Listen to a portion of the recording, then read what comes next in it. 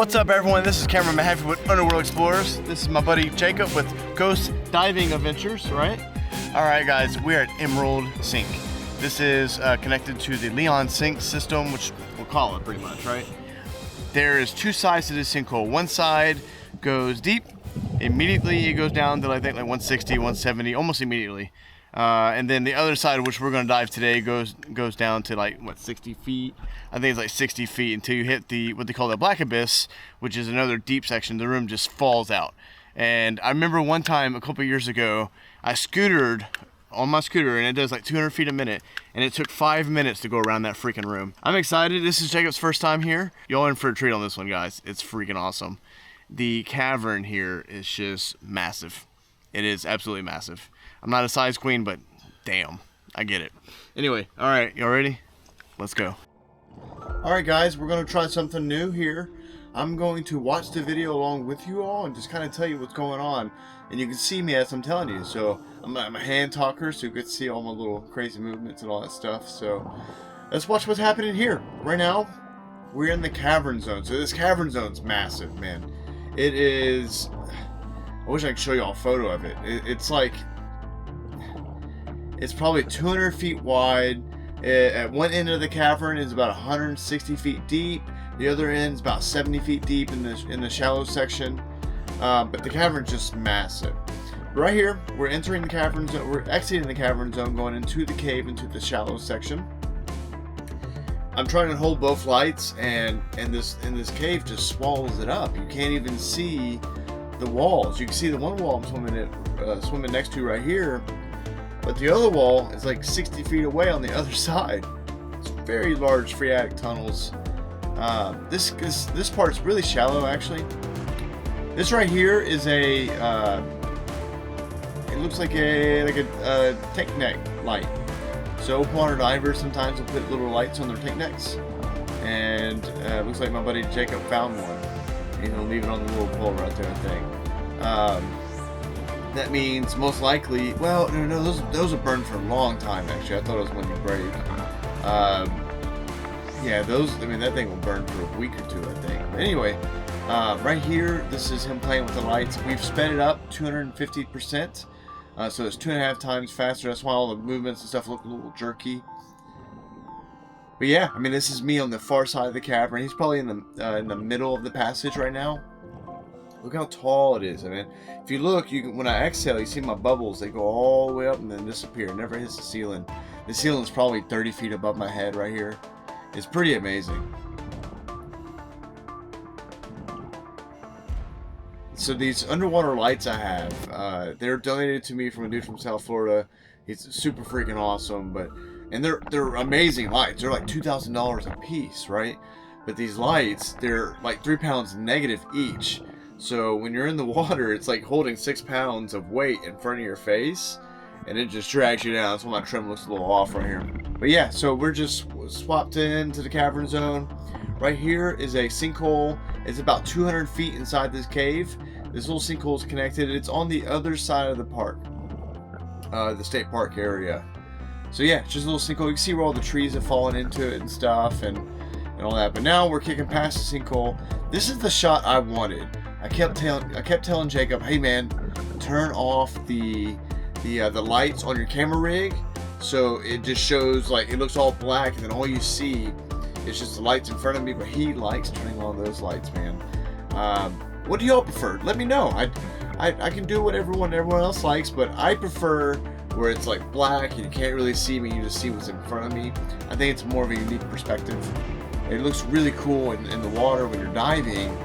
And so you have your light off and the person in front of you has their light on. It's really cool feeling. So I kind of want to capture that, put that on camera for everybody. But yeah, right now we're probably 300-400 feet into the cave. There's going to be a T just up here. I think we're going to turn in the cavern, in the passage a little bit, and then we'll hit this T. You'll see the marker. It's 2 arrows that point, hey, this is the exit. The T goes further into the cave to the right. We T to the left. That's the way I've went every single time. This catfish is really cool looking, right? Look at it. It's got green and blues and all that. You see the little isopod too, just kind of swimming away, floating in the water. That's really cool too. Look at the bubbles, man. You can really see how tall this passage is. Emerald is a really cool cave. The WKPP is a Woodville Karst Plain project. I'm sorry, guys. They are probably the most legit diving organization or group, whatever you want to call them. The cave exploration group. They're probably the most accomplished as far as team stuff. They do some really amazing stuff. They have access to so many amazing things in like the Tallahassee area. It's really cool. But right now we're at that jump I was telling you about. It was like my buddy pulled his primary line out and just kind of pointing something out for the camera. There's the jump right there. So there's the arrow. The arrow points to the way out of the cave. You should never be lost, but I guess in last ditch effort you got those.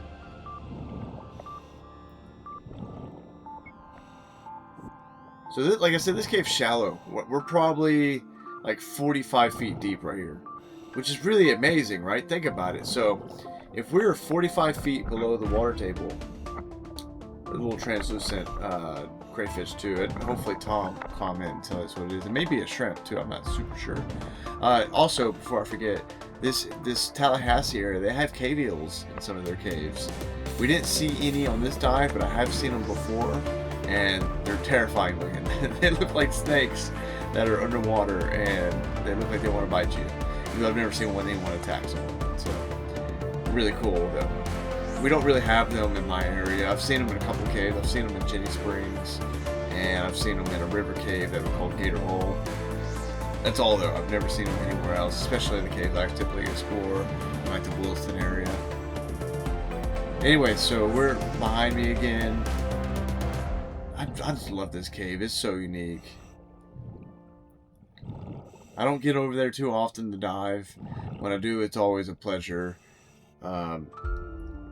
This cave is not always good all year either. Sometimes it's you know, the viz is just bad, and actually it only cleared up as far as we know about a week ago, to where it's like pretty good visibility. Right now we're at like 60 feet of viz is what I would say. Really good diving conditions.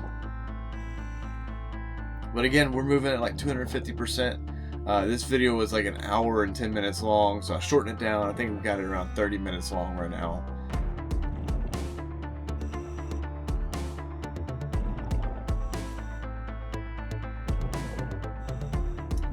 Man.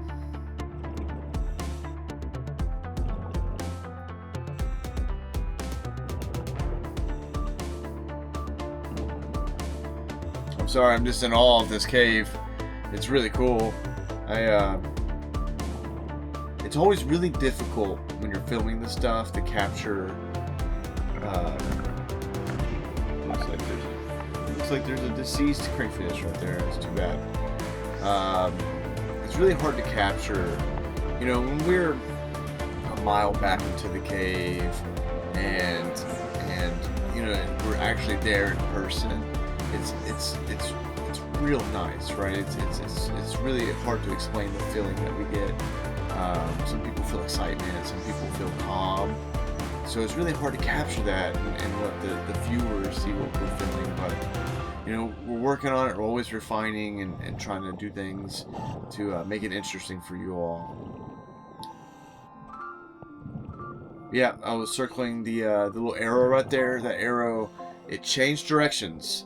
So we just talked about arrows earlier, right? So look at this arrow. It's pointing the way we're going now.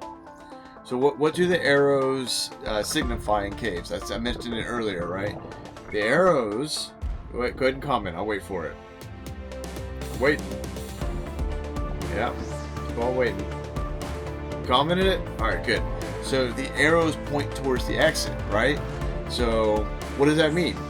So we come through the entrance of Emerald Springs, and then we went in like 700 feet now. Now the arrows have turned the other way and facing the way we've been kicking. What does that say? Well, that means we're heading towards another exit, right? So there is another sinkhole at about, I think, 1,400 feet in. Like I said, we're about 700 feet in right now, maybe 800 feet by this time. But about 1,500 feet into the cave, there's a sinkhole called Cheryl Sink. And we're traversing to the sink right now, right? So traversing means we're going from where we entered to the other exit. And we're going to actually turn back around and go back out the way we came in. But we are traversing to Cheryl Sink. I just love what, like, the diver is blacked out right here, and it just looks really cool to me. I always love that when I see photographers and videographers do that kind of stuff. It's really neat. Comment and tell me how awesome you think my stickers are on my my little exploration reel. My buddy Sean and his wife Rachel did. I'm showing something right there. I don't remember what it was, but it was something I wanted y'all to see, but I don't think Jacob cued into it. Oh, there's a fish right there. That's what it was. I don't know what kind of fish that is. What do y'all think? Someone let me know. It looks like a bass to me. I can't tell the difference. I'm sure someone hopefully will correct me and let me know what kind of fish that is. Maybe I got lucky and got it right. So right now we're probably about 900 to 1,000 feet into the cave. Alright, so I just looked up 10 interesting facts about Underworld. One is personal to a really good friend of mine. It mentions it's a dangerous dive history. So in May of 2001, a 23-year-old dive... wait, I thought it said dive master. Yeah, so a 23-year-old dive master, or equivalent, died while exploring Underworld Sink. It mentions that they turned off their lights and was later found 1,000 feet into the cave at over 150 feet deep. I've been told by my close friend that's not what happened. It's just an exaggeration or just wrong or something like that.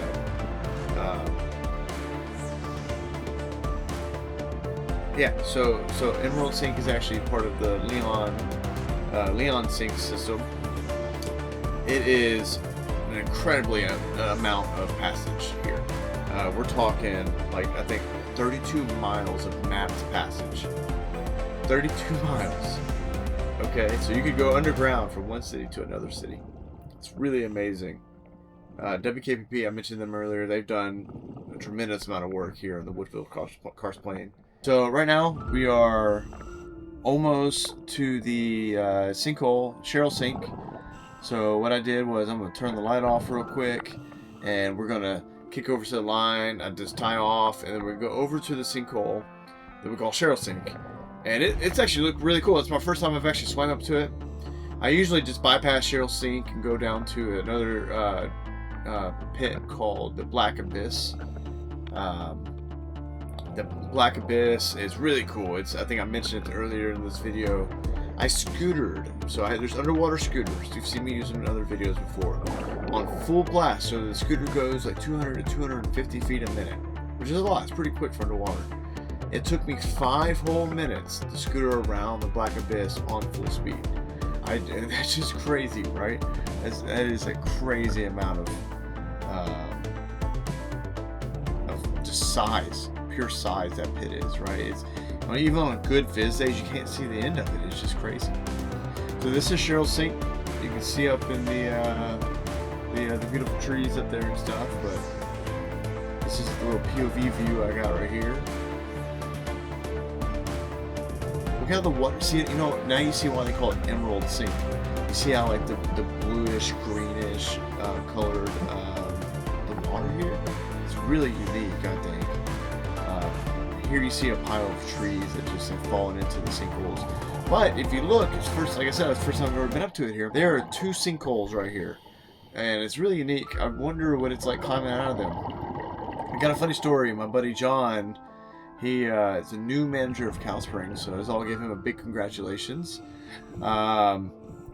He was diving Emerald, and I believe it was him and another buddy. Well, one of them had a failure inside the cave, and so they had to climb out of this sinkhole right here, 1,500 feet from their exit. So they climbed out and then had to haul all the gear back to their trucks and stuff. What a terrible time that is, right?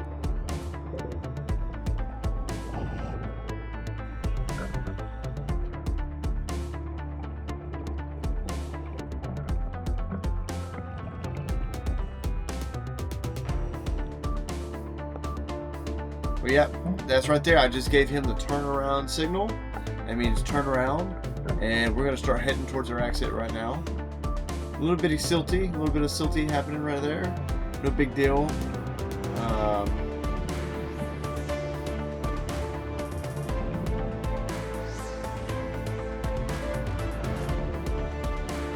So some of y'all heard me mention that you know, there's 32 miles of mapped cave passage here.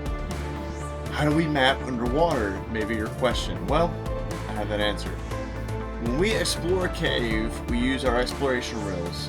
Well, there's multiple ways. I should preface this by saying there's multiple ways to do this. But one way we do it in North Florida, and probably the best explorers in the world are in North Florida, we use knotted line at whatever interval you want to use. Typically it's 10 feet. On our exploration reel, and when we're exploring, we lay it down, do our tie-offs and all this good stuff, and we come back, we have our distance by measuring or counting knots, so we know every 10 feet is where the knot is, and then we have an azimuth with our compass, and then we have a depth, and then it's just basic trigonometry, and you can you know, create a map with all that. There's many different apps that we use to create these maps, because, you know, none of us want to know that math. But that is one way to do it. The other way that some people in Mexico typically do, they use a machine called the MNEMO, and we have one too. It's just not, we don't prefer it, man. It's just the old school way. It's a better way for us to do it. But the MNEMO is you stick it on the line. It has a little wheel, and it does everything else for you. So you just run it on the line, and then you create these shots, and these shots have a distance by the wheel circling inside the machine. It creates a distance, and then you have the shot, and then you have a depth and all this. So it takes all the data we do manually, and it seems a little more finicky. Like I said, we just prefer to do it the way we do it.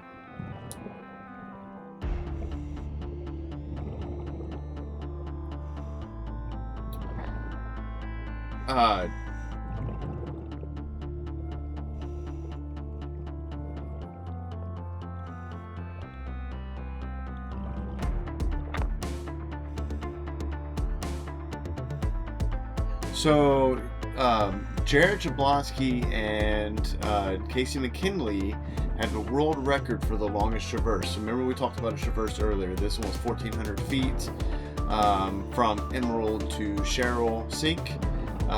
They did a traverse, which is the world record. It was 36,000 feet. In the deeper sections of this system, or the other we'll call it system, it took 7 hours for the traverse. I think is what I said. Yeah, it was 7 hours of dive time, and then 14 hours of decompression. Shoot, man, that's a dive right there that I'm not trying to take part of. I prefer my little simple dives in Williston. But yeah, that's a crazy dive. Just looking up some more different facts of this system and all that.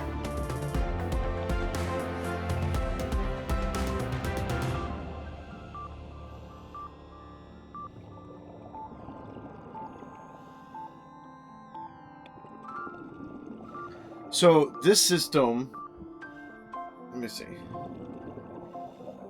So we'll call it Leon Sink system, is the longest underwater cave system in the U.S. There's another system, I think it's called Mammoth Cave. It's up in the Midwest somewhere. It's much longer, but it's not underwater. So underwater adds another layer of difficulty when it comes to these caves. But I think Mammoth Cave, I don't want to, I think it's a couple hundred miles or something like that. Or maybe longer, I don't know for sure. We could probably Google that. We'll do that actually.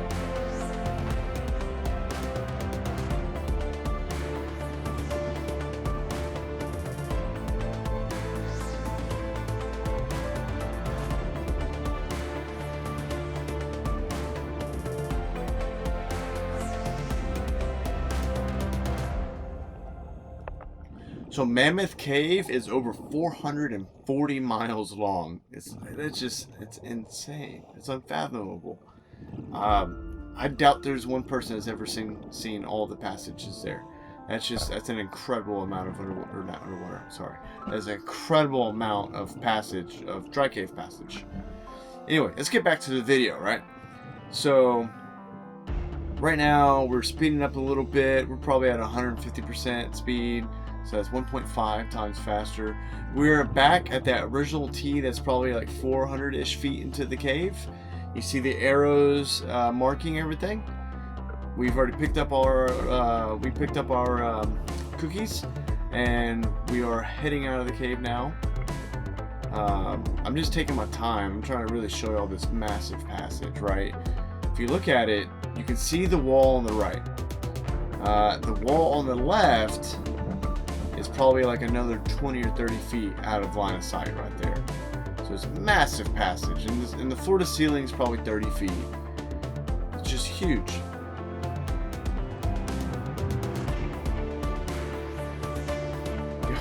Read my stickers I was telling y'all about earlier in the back of my reel.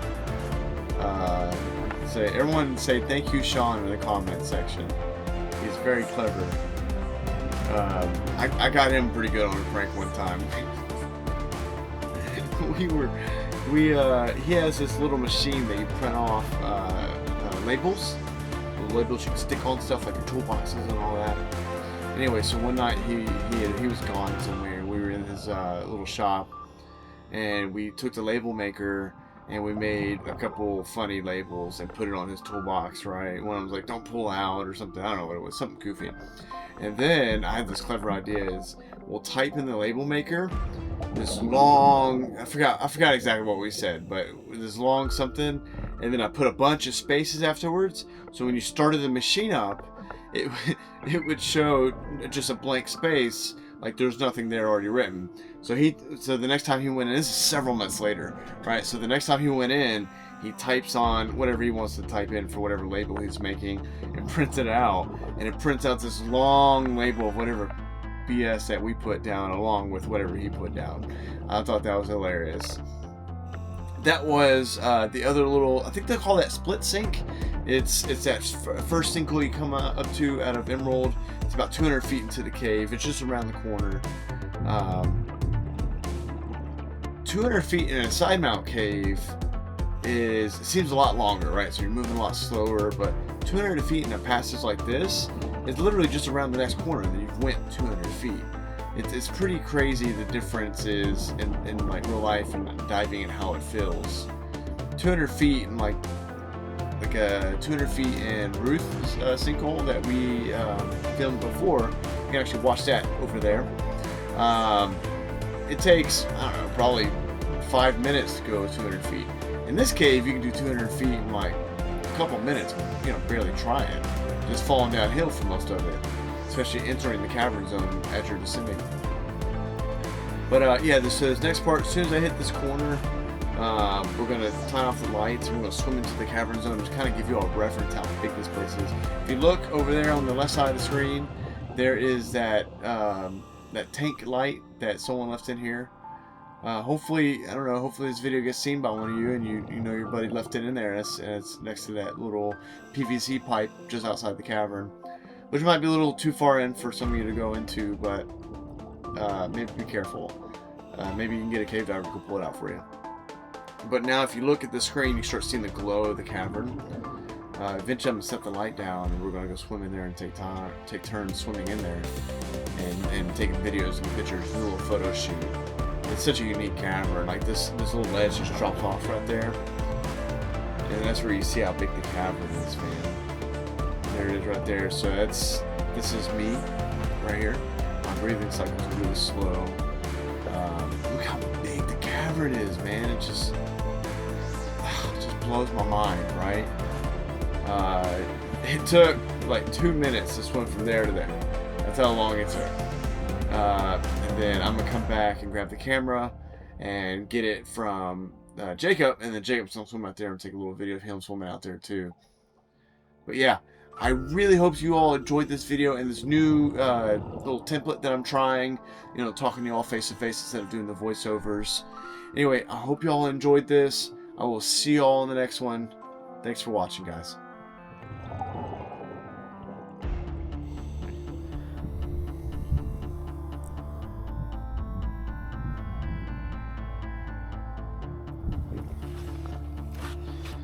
I hope y'all enjoyed that. This is Emerald Springs, SSS Swaby, or maybe 2SS Swaby. Thanks for subscribing, liking, commenting on all the videos, man. We need more people just like you. I'll see everybody else on the next one.